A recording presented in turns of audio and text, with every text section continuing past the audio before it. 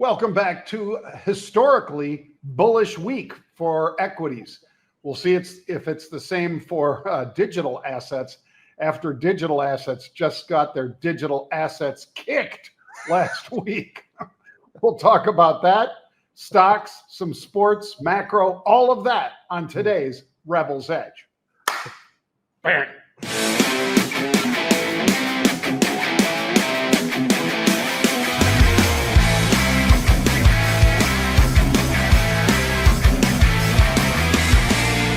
Well, Pete, I hope you didn't get your digital asset kicked this weekend in your sports betting. You could. No, it was actually, you could. I'll tell you what, it could. It was a great weekend, man. College football is the best it's ever been, in my opinion. NFL might be the best it's been in a long, long time, maybe ever. It's really pretty amazing, John, what's been going on. I'll tell you also amazing that you didn't get a chance to see, and you were close to this as well. You know where I was last night? I was at Purple Rain, the Prince play, or whatever, at the State Theater here in Minnesota. Then I think they're going to go nationally. Unbelievable. Acting-wise, the acting was okay. The singing was absolutely beyond great, and it was really, really fun. And I ran into about 6 or 8 of our friends from Central High School who happened to be walking around in there, too. So it was really a great experience and a lot of fun. And I got to tell you, Prince still was the best, man. I mean, that guy, the way he did things and how he did this and that, manipulated things and, everything that he did that threw people off. Because a lot of people didn't know, is this guy a straight guy? Is he a this guy? Is he a that guy? Is he this, that? Everything. And he played into all of it because you know what? That's what made him the best. And it was really, really great. Great entertainer. So many of his songs haven't even been recorded really, Pete, or certainly not released because of, quite frankly, what Pete and I know has been going on with the family because, we grew up with Prince in Minneapolis, and he had several brothers and sisters and probably a few more that claimed to be that might not be. But there's a lot of infighting about getting some of this stuff out there. But can you imagine, Pete, anybody who has a catalog like this of songs that you could turn into, a musical like Purple Rain? Just amazing. Just absolutely amazing. The only thing more amazing that people don't know, and they should always know this about Prince, he was a great athlete. And at 5'2", the guy could dunk. So for anybody who thinks he's just this, he's not just this. He's a lot of things, including a really good athlete that people really have never known about him. The guy was a stud. Yeah, he was, and he is missed. Yeah. Well, let's dive right in, Pete, to some macro. I'll not belabor it, folks, but I will say that the president is going to be talking about his new healthcare plan aimed at cutting the costs of the so-called Affordable Care Act, which is not. Just like the Inflation Reduction Act was not, the Affordable Care Act, it has spiraled the costs for those that are on it, Pete, and unfortunately for the rest of us as well. There are only 22 million Americans, Pete, that get subsidies for this stupid thing, and yet it's costing billions more every single year. Anyway, we'll see what the president comes up with because he's going to be announcing his Healthcare Price Act. And let's cross our fingers and hope it's something that takes down the prices rather than making them, quote, affordable. Yeah, I'm with you on that one. The only other thing I have to add as far as the big macro picture, John, is that September employment number. They added 119,000. They were looking for 51,000. Summer months have been really interesting. John Williams also, the commentary that he's got out there sure sounds like he's leaning towards a cut, John. So it's going to be interesting, and it's kind of the focal point for people right now is what does the Fed do in December? And I still say it looks like it's 50-50. I think it's more than 50-50, and I think they're going to cut. That's just my gut at this point. I think so too. I think it will be a fight, Pete. If they decide to go, scorched earth and the Doves versus the Hawks, I think the Doves win because they see what's coming and they want to have a little oomph behind the markets that right now we don't have because, quite frankly, the interest rates are just too high, in my opinion. Mhm. All right, Pete, let's do a little fantastic futures, shall we? It was our time to party big.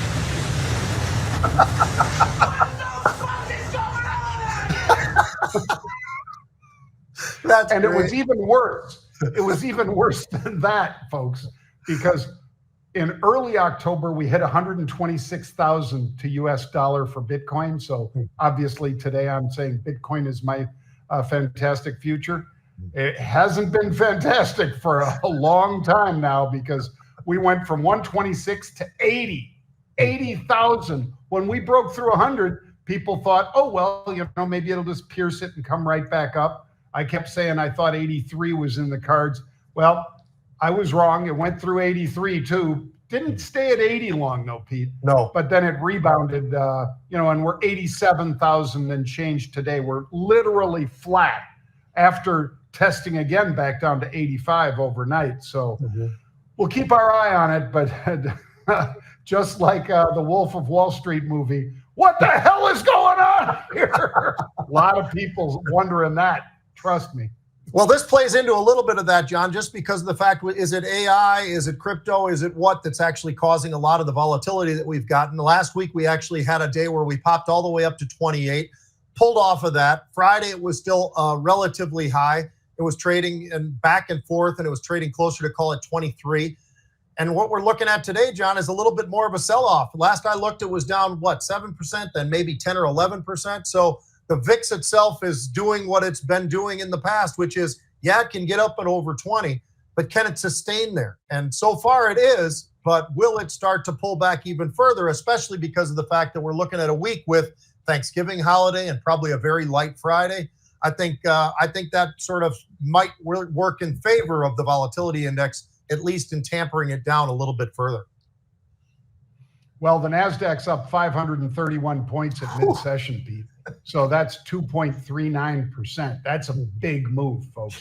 So a lot of those people that were wringing their hands about stocks, they're feeling a little bit better today. They might not feel all the way back better as much as they did at the end of October, but certainly it feels better to stop hitting yourself in the head with a hammer. All right. Let's talk about Novo Nordisk, Pete. And this is a stock that is hitting itself in the head with a hammer. You look at this one for the year to date, Pete, it's lost half of its value. And they've got semaglutides, which those of you who listen to us a lot know that a semaglutide, these are like the GLP-1s. It was initially a diabetes treatment. Turned out it curbed appetite as well. And then they started using it as an appetite suppressant, and it zoomed as soon as they started putting that. In fact, you couldn't even get it. It was sold out everywhere.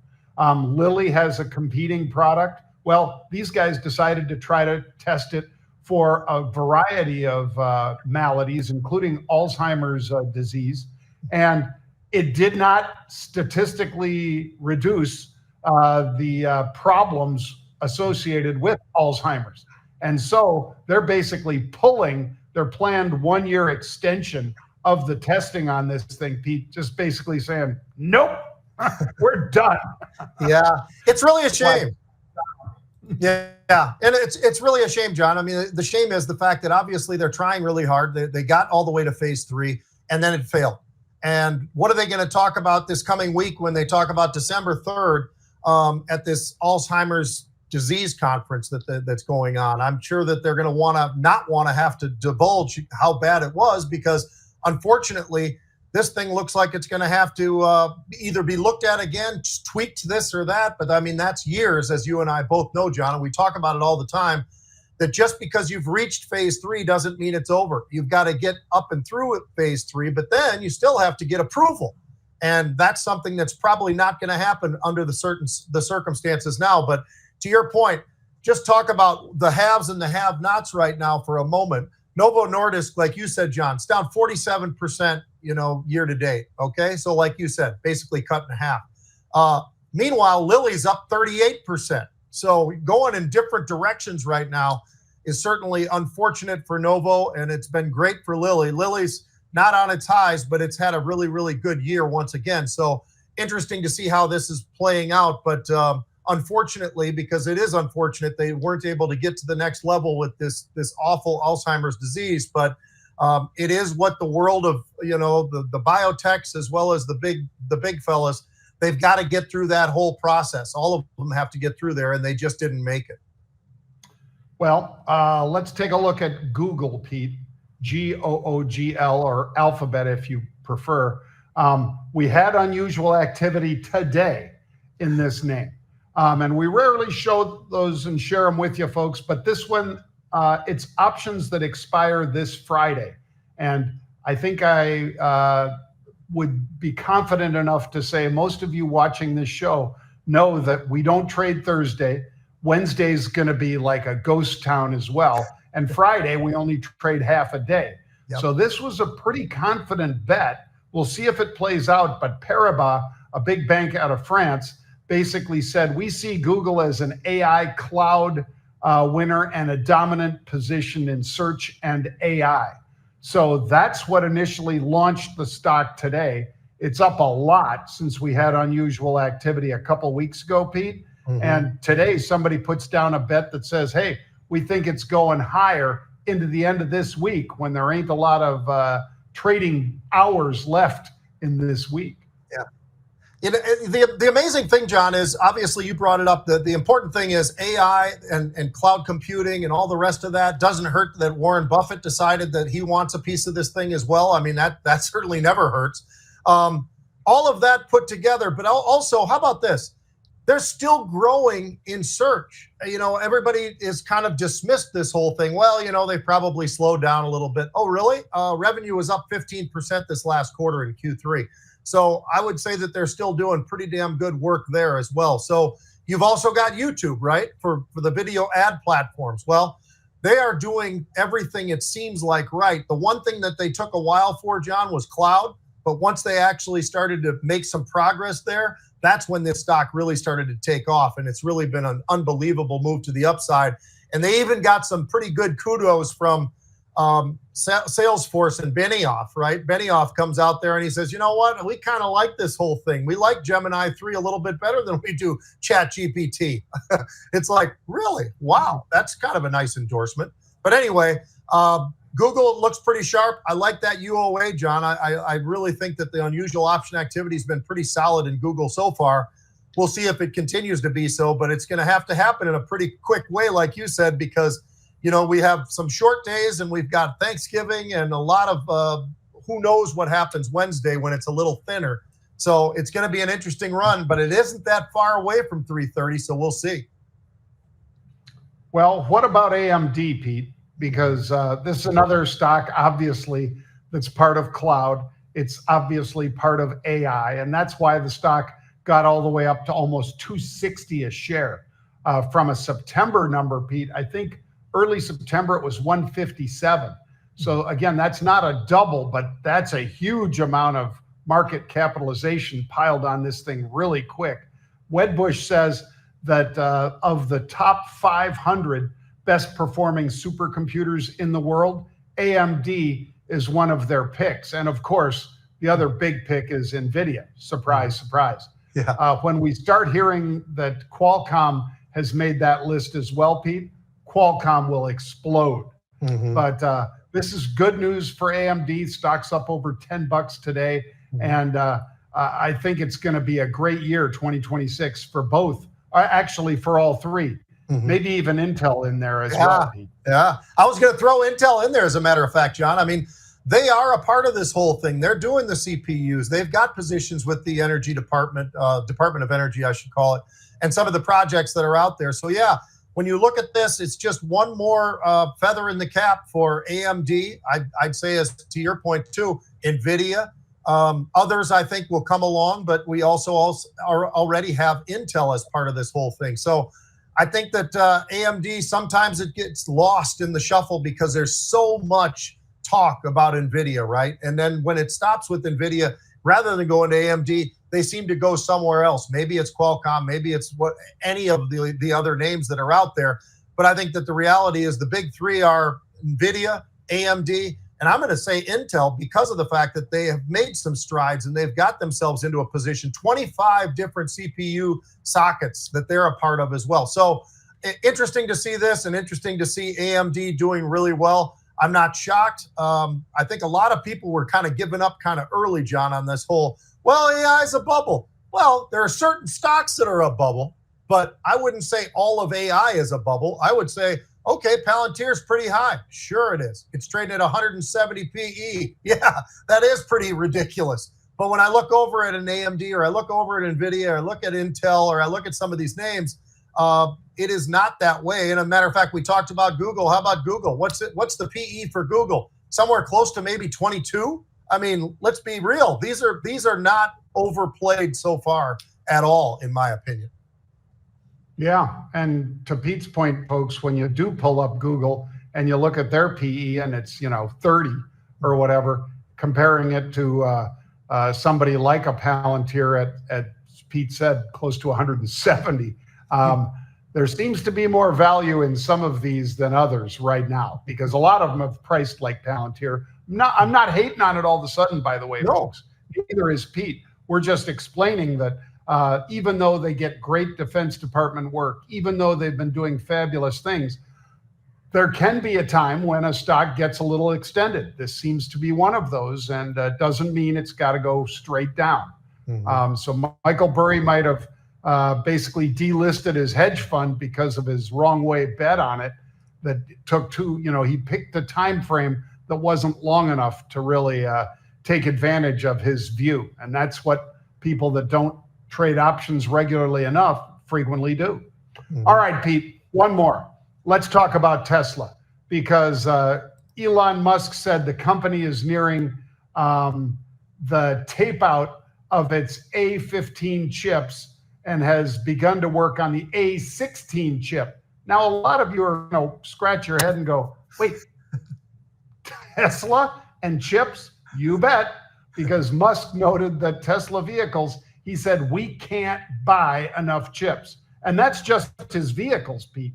Right. Forget about SpaceX, forget about Optimus, his robots and all the rest. He needs chips like crazy, and he needs fast chips. So when he's looking around saying, hey, if these guys can't make them fast enough, I'm going to make them. Mm-hmm. And we're already talking about A16 chips now, apparently, with Mr. Musk. Yeah, right now they're already filled up with the A14s, and then they've been working on these A15s, John. And then, as you said, how about the A16 chips? It just shows you how far ahead these guys really are. And again, I'd love to go back in time a little bit, John, to describe to a lot of the guys that I used to sit on a desk with a four-letter company where they called it an automobile company. When you and I would look at it and go, au contraire, mon frere. This ain't going to be going up against GM or Ford. They are actually a tech company and a data company and all the other things. And by the way, yeah, they've got some great vehicles out there. But the reality is all of what Tesla really is, right? I mean, and I think that's where people have always made a mistake when they look at Tesla. They look at it as just an automobile company. It is not. It's a lot more than that, and that's what makes them so special. And I'll tell you what, it's the stock is, as that chart shows, the stock has had an incredible run. Sure, it pulled back in November like a lot of different things did because of some of the fears out there. I wouldn't be shocked at all if Tesla has a little bit more of a run, John, towards the end of the year. Yep, it wouldn't surprise me a bit either, Pete. Mm-hmm. All right, let's give them a little sports, Pete. And I know that there were some crazy games, including, by the way, the pro game last night or late yesterday afternoon. It was my evening because we're 2 hours ahead of the Midwest here in Puerto Rico this time of year, Atlantic Standard Time. So I was seeing Dallas, Pete, just bruise the Eagles, something fierce. And I'm telling you, that line, the offensive line that was so vaunted and did such a great job against the Chiefs last year, it is no more. Dallas, without Micah Parsons, was tearing through those guys like a hot knife through butter. Poor old Hurts, Pete, Jalen Hurts was just reeling from that. But anyway, we'll get a chance to talk about it, I'm sure, this week. But Let's take a look, Pete, first at loyalty is for losers. Are you an NFL fan looking to switch teams, but it's too much of a hassle? That's why I started FanSwitch, a company that'll handle all the details to help you convert to a new NFL team seamlessly. It's something to switch from a Commanders fan to an Eagles fan halfway through my life because I'm mentally ill. I know it can be a logistical nightmare. Getting a new jersey collection, changing your bumper sticker, finding a new family because they realized they raised a traitor. Want to become an Eagles fan like me? They raised a traitor? FanSwitch has divorce attorneys ready for when your wife leaves you, because she will. She will. Teach you what to order at Wawa on game day and how to use the word Jon. Just kidding. No one knows what that means. Maybe you want to switch to the Giants. If so, we'll prescribe you antidepressants and teach you to believe you're the best team in New York City, even when you play home games in New Jersey. Want to be a Chargers fan? Great. That makes 3 of you. We can help you switch to virtually any That's team. a shot. New Raiders fans, we'll teach you how to live in the past and make toilet wine in prison. Want to be a Browns fan? I don't know why you hate yourself, but we got you. They got a defense, Chiefs though. fans, we'll get you a time machine so you can go back to when they actually knew how to win. Are you thinking of becoming a Cowboys fan? First off, ew. Second, FanSwitch will help you practice saying She's really "Wear good." this team with a straight face. We'll also send you a pair of cowboy boots, which are actually just high heels for men. So give FanSwitch a call today because, like our slogan says, loyalty is for losers. Birds. That's good. That's good. I don't know where the hell you dug that up from, John, but that was pretty damn good. And she's awesome. She's pretty funny. Yep, she is. She's great. All right, we'll jump on some sports real quick, John. Here's what I want to focus on. And we've got a lot of NFL stuff to cover, but we'll do that maybe tomorrow into Wednesday, whatever. You know, I mean, there's a lot to talk about there and unpack about yesterday, as you were kind of alluding to with that game with Philly and Dallas. Wow. Anyway, college football. Now, here's who's been fired so far this year, and I'll just go through it real quick just so you get it. I mean, it's a long list, but I'm going to say it. You've got Auburn, LSU, Florida, Colorado State, Penn State, Oregon State, UAB, Arkansas, Oklahoma State, UCLA, Virginia Tech, and Stanford. Okay, that's the short list because it ain't over yet, my friend. And as a matter of fact, Justin Wilcox from Cal Berkeley just got fired. So I was having him on what I call the hot seat, but apparently it's no longer a hot seat. It's a burning seat, and he jumped. And he unfortunately, well, his record, John, I mean, let's be honest. If you're running, you know, a business, which is what college football has become, of course, you can't have a record of 48-55 in 9 years. I mean, you're under 500. You've got to win games. And you know what the problem is? If you're not winning games, people don't come to games. And when I was at the Cal-Minnesota game and I was there, Minnesota brought a lot of fans, I think. You know, 7,000, 8,000 people flew all the way out to Berkeley. The place, John, it's a big stadium. They cover up a lot of the seats, and that's part of the, you know, because of the fact that they can't fill them up. It's kind of like the Rose Bowl. You know, UCLA goes down there or whatever, and it's just not the same. So it's a problem. But here's what I've got for you. Here's still the hot seat that we've got. Michigan State, Jonathan Smith. He's been there 2 years. His winning percentage is 0.3%. Not so good. Maryland, you've got Mike Losky. South Carolina, Shane Beamer. Florida State, Mike Norvell. Dave Aranda over at Baylor is another one. These guys, when you look at the salaries, John, you look at what the schools are paying some of these, not just the head coach, but the entire coaching staff and everything else. And, of course, when your team's not doing well, when you're losing as much percentage-wise as a lot of these teams are, some of them underneath 50%, that becomes a problem, and the kids don't want to go to the games, right? And neither do other fans want to go to the games because they're tired of it. So they find other things to do. So I guess what I'm curious about is there anybody you can think of that's still sitting on an incredible hot seat? Or you could maybe just talk a little bit about Lane Kiffin and what he should do, because I was going back and forth with guys on the internet, on Twitter, talking about exactly that. Let me ask you this. Is LSU really a better job? Is Florida a better job than Ole Miss? It seems to me that Ole Miss I don't think so either. What do you think? Sorry, go ahead. Well, first of all, Pete, I'll say the Cal coach deserved to get fired. That's a horrible record. And he lost all of his running backs last year. I wonder why. He lost his quarterback to Indiana, and that kid's going to be up for the Heisman. Yeah. Obviously, that is not decided yet, but he's, it's a 2-horse race at this point, I think, Pete. Maybe. Saying, yeah, I think so, but we'll see. But anyway, so he loses his quarterback. He loses all 3 running backs. That just tells you that he sucks. Mike Norvell at Florida State. I mean, he's 0-8 versus ranked teams. It's only in air quotes or scare quotes, Pete, a $12 million buyout. Get rid of him. Yeah. You look at Fickle in Wisconsin. That's a $35 million buyout. At least he's 13-13 in 2 years. They could afford to stick with him, Pete, because of that buyout. If that buyout was 12, he'd be gone. But he's not going to be gone because it's $35 million. And you'd have to sign somebody else up for that again.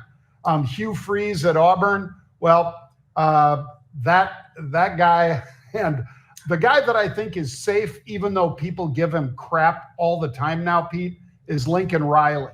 Yeah. Because 23-15 ain't bad. Basically, he's got a $90 million buyout. So nobody is going to buy him out of that. No matter how many rich alums have ever gone to USC, nobody's writing a check just to see that guy adios. So I think he sticks around. I think the coach that should be fired is the coach at Syracuse. Because if you saw that Notre Dame pounding of Syracuse, Pete, 70-7, and they didn't have their starting QB. The other QB is out, either hurt or whatever. I don't even know. And they put a kid in there, Pete, who is a high school lacrosse player. He was recruited for lacrosse at Syracuse, and they're usually pretty damn good at lacrosse, but that ain't the same as the quarterback. They had 3 touchdowns before the offense, Notre Dame's offense, ever took the field. You have never seen that before, folks. 3 touchdowns because he threw 2 pick sixes, and then they had the punt blocked. So the offense for Notre Dame never stepped on the field, and they had 21 points on the scoreboard. That's a coach that should be fired.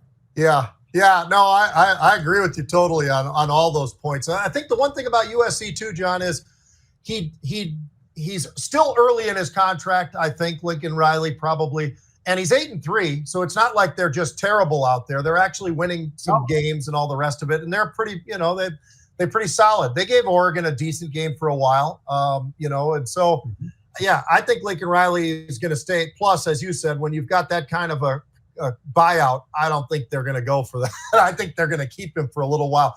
The problem is for a lot of these coaches is they come into a new job, John, but they don't understand the job that they're at, and I think that's something like Lincoln Riley. Like he came from Oklahoma. He knew how to do things at Oklahoma. He knew how to do things other places. He didn't understand the culture of USC. It's different.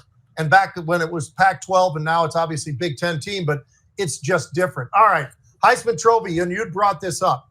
And I think you're right. It's a 2-horse race. Here's what we've got. Julian Sand from Ohio State. You can't say enough about him other than the fact that he is surrounded by studs. I mean, and it's not to take anything away from what he's accomplished, John, at all. He's 80% completions. He's only got 27 touchdowns and 4 interceptions and something like, I don't know, just under 3,000 yards. So the guy is pretty special, and he's done the right thing. But he's also got 2 of the best receivers maybe in the game. You're always going to have a great offensive line and some nice tight ends at a place like Ohio State. So it's one of those things. Is it him, or is it the fact that they're so damn good everywhere they are? And you know what? That's up to the GMs in the NFL to figure that out when the time comes. But also, how about this? I think you're right. I think Mendoza, he's got a real shot at winning the Heisman Trophy, John, at Indiana. He's got 30 touchdowns, 5 interceptions, 73% completion, and he's not too terribly far from 3,000 yards. He actually had a bye week this past week. So interesting to see, how good he's playing. But I've got a name for you from a guy who's got an independent school. It's not Notre Dame of all places, because I like Love, Jeremiah Love, but it's not Jeremiah Love. How about this? I'll give you these stats. the kid that I'm going to tell you I think may deserve to be there because I looked at who he played against, and they're definitely reasonable.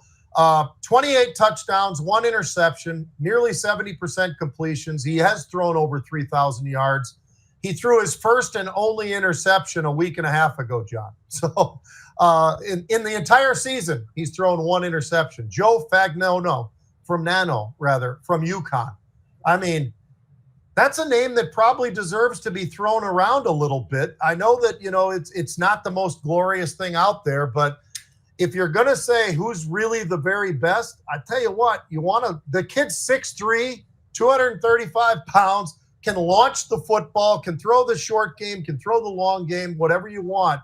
What do you think? Do you think there's ever going to be a time where a guy who's not at like the power schools or whatever can win the Heisman? Because this guy's numbers look pretty damn good to me. I say they do too, Pete. And I'd love to see him up there in the consideration. Looking at the poly market, unfortunately, I'm saying no, he doesn't show up on here. No, he doesn't have a shot. Right. Jeremiah Love, that kid will be a great pro, I think, Pete, because he hits the line of scrimmage hard and fast.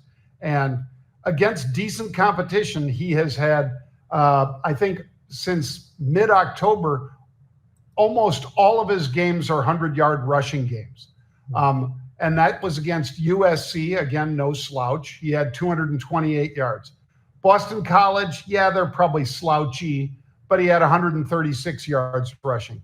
Navy, they didn't even need him. He probably only played, sparingly, and he got 94 yards. He was averaging 7.2 a carry against Navy. But against Pittsburgh, Pete, 6.4 yards a carry, 147 yards. Against Syracuse, holy crap, 171 yards rushing and 21 yards per carry. That's how bad Syracuse is. But I think you're going to see that kid when he puts on a pro jersey. Of course, anybody could get hurt. I don't wish it on any of these kids. But if he isn't hurt, Pete, that kid will be playing a lot, and people will be saying Jeremiah Love's name on Sundays. Mendoza, it's his to lose right now. He'd have to really stink it up, and Ohio State would have to, Sayan would really have to, put up some unbelievable numbers starting this next Saturday, Pete, when Ohio State and Michigan play.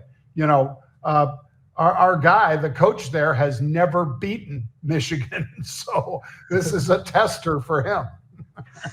It's also another year, John, with Michigan State. They stink it up. And Purdue, they stink it up. Neither team has had a conference win. I mean, it's you look at it and you just go, my goodness, 0-8 and 0-8. I mean, it's amazing. And you can understand why some of these coaches, people stop going to games. And it's so much money, John. It's so much money in college football because of TV and because of all these other things. And it also at the gate. And people stop going when your team stinks and they can't get a game that they can win. So that's why I think we're going to see even more coaches probably go than the list we already have put out there. Well, we'll get a chance tomorrow to talk about some of those, Pete. Yep. And maybe even a chance to, because tomorrow's the last trading day of the week, folks. We're going to trade Wednesday, but it's going to feel like, slow motion. It's going to feel like, by the way, there's a movie that's dumb as a box of rocks, but it's kind of good. And it's called Play Date. And it's the guy that plays Reacher, Pete.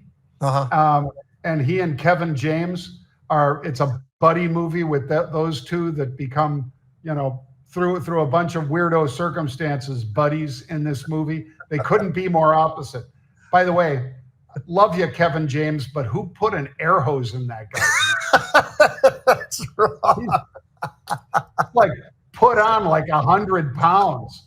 And it doesn't look like it went in a good place either. Things happen, man. Things happen, yeah. Well, maybe semi-glutide. Oh, man. Anyway, yeah, I know. People are saying, well, maybe, Doc, maybe you should talk about, some minoxidil. Anyway, folks, have a great day. We'll be back tomorrow at, Pete? 1 p.m. Eastern time. Let's be there. That's right. See you then.